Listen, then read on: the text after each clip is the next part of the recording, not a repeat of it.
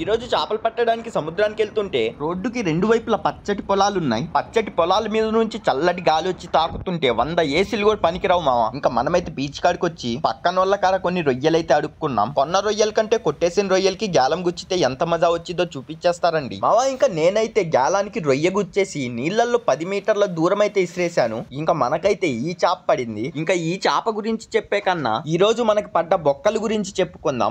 పొద్దున్నే నిద్ర బొక్క, బండిలో పెట్రోల్ బొక్క, మళ్ళా మనకి టిఫిన్ అదొక బొక్క. ఎందుకంటే ఇక్కడ టిఫిన్ అస్సలు బాలేదు. అన్నిటికంటే పెద్ద బొక్క ఏంటంటే ఆన్లైన్ లో నేను ఈ షర్ట్ బ్లాక్ కలర్ ఆర్డర్ పెడితే అది వైట్ వచ్చింది. అదొక పెద్ద బొక్క.